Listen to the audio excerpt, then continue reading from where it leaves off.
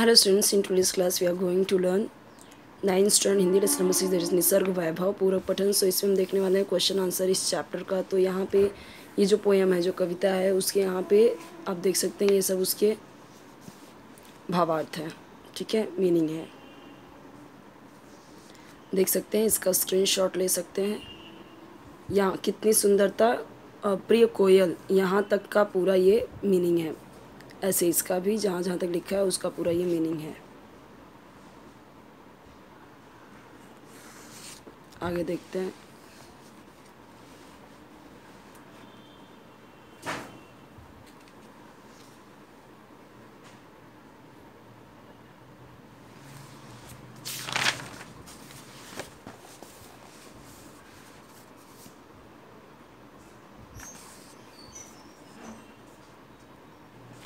यहाँ पे ये जो पैराग्राफ है उसी पैराग्राफ से रिलेटेड ही आपको क्वेश्चंस थे। ये जितने भी क्वेश्चंस हैं ये पैराग्राफ से रिलेटेड हैं, ये सारे क्वेश्चंस। और उस पैराग्राफ पे जितने भी हार्ड वर्ड आए हैं वो यहाँ पे आपको गिवन है। निस्वर, बिना आवाज़ किए, अनिल, पवन, पुलकित, प्रसन्न, तृणदल, तिनकों का समूह, श्लक्षण, मधुर, अहरह, प्रतिदिन, मरमर, पत्ते हिलने का स्वर, मुकुल, कली, अधर, होंठ, मधुकर, भौरा, पल्लव, कोमल पत्ते। तो ये सभी आपके हार्डवर्ड की मीनिंग है। उसके बाद यहाँ पे देखिए भी दूसरा पैराग्राफ है, ये सारे आंसर हैं उसके फर्स्ट क्वेश्चन के। उसके बाद ये जो पैराग्राफ है उसके हार्डवर्ड की मीनिंग यहाँ पे है और उसके क्वेश्चन आंसर यहाँ से स्टार्ट हो रहे हैं।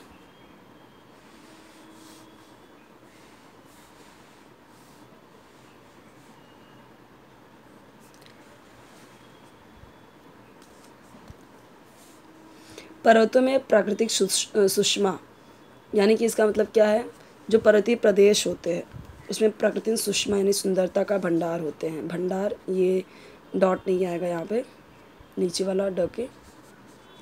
जिधर भी दृष्टि यानी जिधर भी नज़र जाती है बस देखते रहने को मन करता है।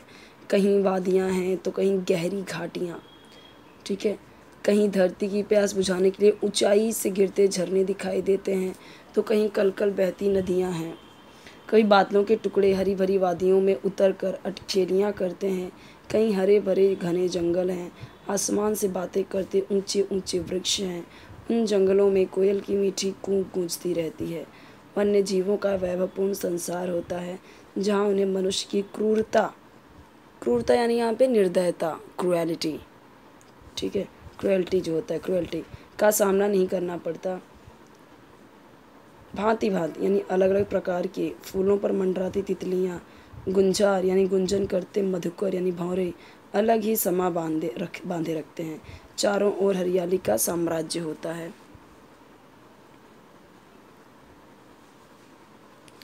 प्रदूषण रहित वातावरण होता है। प्रदूषण रहित यानी प्रदूषण के बिना। अब ये जो पूरा है ये आपका उससे रिलेटेड क्वेश्चन है। अगेन यहाँ पे हार्डवर्ड है। कृश का मतलब क्या होता है? कृश का मतलब होता है दुर्बल, पतला। गुम्फित यानी गुथा हुआ। दुरारोह यानी जो ताड़ का पेड़ है जिस पर चढ़ना कठिन है। दुरारोह यानी बहुत मुश्किल है, चढ़ना कठिन है। निश्चल, निश्चल का मतलब स्थिर, कोई चीज़ स्थिर है। स्तंभित, इसका भी मतलब स्थिर है। निर्जन यानी वीरान, जनहीन, जहाँ पे कोई है नहीं। निर्जन, जन यानी होता है लोग, निर यानी बिना, तो निर्जन यानी बिना लोगों का जगह, ठीक है, वीरान, जनहीन। जनहीन यानी जहाँ पे कोई रहता ना हो। अपलक यानी बिना पलक झपकाए। पलक का मतलब क्या होता है? अपनी आईलिड। और अपलक यानी बिना पलक झपकाए। शैल या पर्वत, शैल का मतलब होता है पर्वत, शैल। समीरण यानी ये भी पवन, समीर हवा का पर्यायवाची शब्द है, तो समीरण यानी पवन। सम्मोहन यानी मोहित करना। विस्मयकर यानी आश्चर्यजनक। वैचित्र यानी अनोखापन। वैचित्र यानी विचित्र यानी अनोखा, अजीब। मरकत यानी पन्ना। अब जो ये क्वेश्चंस थे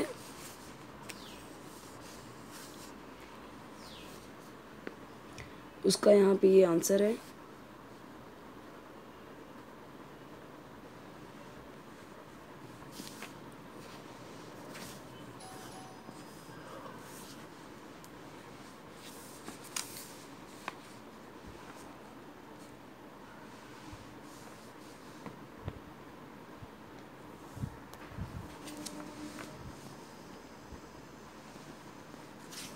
अब ये पैराग्राफ है तो उस पैराग्राफ का ये सब क्वेश्चन है।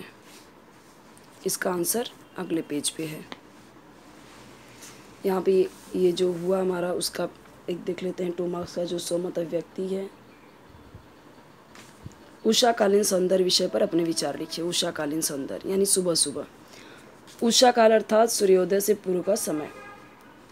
उषा का सौंदर्य अद्वितीय होता है यानी उसके जैसा दूसरा कोई नहीं होता। आकाश में पूर्व दिशा में लालिमा धीरे धीरे बढ़ती है। रात भर आकाश में चमचमाते तारे धीरे धीरे धूमिल होने लगते यानी कि धुंधलाने लगते हैं।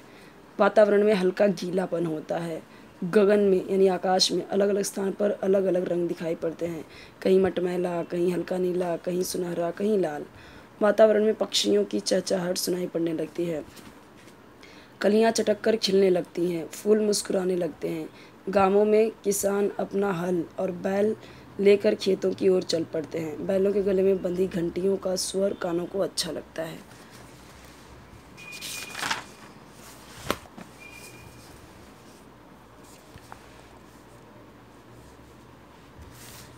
यहाँ पे दिया गया शब्द विषण यानी चिंतित, संघर्षण यानी स्पर्धा, मनुष्य, विश्लेषण यानी पृथक करना, अलग करना, संश्लेषण यानी मिलाना, अभिशापित जिसे अभिशाप मिला हो, क्षुद्र यानी तुच्छ, अहंता यानी अहंकार।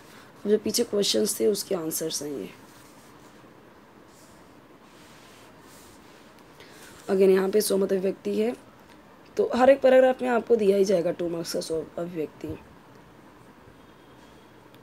तो कविता द्वारा प्राप्त संदेश क्या मिल रहा है वो यहाँ पे बताया गया है कि क्या हमें संदेश मिल रहा है। यहाँ पे मनुष्य को अपने व्यवहार का विश्लेषण करना चाहिए। विश्लेषण करना यहाँ पे मतलब क्या होता है? विश्लेषण करना यहाँ पे इसका मतलब है कि एनालिसिस करना चाहिए, ठीक है, कि क्या सही है क्या गलत है, क्यों वह सदैव चिंताग्रस्त रहता है, टेंशन में रहता है, संघर्षरत रहता है, नहीं संघर्षरत यानी एक स्पर्धा में रहता है, संघर्ष करता रहता है। मनुष्य इस सृष्टि का सर्वश्रेष्ठ प्राणी है, उसे ईश्वर ने बुद्धि दी है। कल्पना यानी इमेजिनेशन और तर्क शक्ति यानी लॉजिक जो है उसी के अंदर है, लॉजिस्टिक है वो, ठीक है। अपनी इन्हीं विशेषताओं के कारण विशेषताओं के प्रयोग से कंदराओं यानी गुफाओं में और जंगलों में रहने वाला मनुष्य आज न केवल चांद पर पहुंच गया है बल्कि मंगल ग्रह पर बसने की तैयारी कर रहा है। ऐसा मनुष्य दुखी क्यों है ना? क्यों दुखी है? मनुष्य को अपने स्वकेंद्रिकता यानी सेंट्रलाइजेशन कि सिर्फ अपने बारे में, ठीक है, तथा अपना अहंकार छोड़कर वसुधैव कुटुंबकम की भावना अपनानी चाहिए। वसुधैव कुटुंबकम यानी कि सिर्फ हम ही सही रहे, हम ही हमारा ही भला हो, हम ही अच्छे से रहे, सुखी रहे, ये नहीं चाहिए, बल्कि पूरा कुटुंब का जो वसुधैव कुटुंबकम का मतलब क्या है? पूरी पृथ्वी पे रहने वाले लोग ही हमारे कुटुंब है, हमारे भाई बहन है। तो ऐसा पूरे इंसान को सोचना चाहिए। ये तो सिर्फ हम मानते हैं वसुधैव कुटुंबकम, बाकी के लोग भी ऐसे मानने चाहिए और हमें भी ऐसे मानने चाहिए जो लोग भूल चुके हैं। अब यहाँ पे एक राइटिंग स्किल है, संवाद, डायलॉग राइटिंग। किसके बारे में? किसी कार्यालय में, किसी ऑफिस में नौकरी पाने हेतु साक्षात्कार यानी क्या? इंटरव्यू देने वाले और लेने वाले व्यक्तियों की, यानी इंटरव्यूअर और इंटरव्यूवी दोनों का यहाँ पे है, देख सकते हैं आप।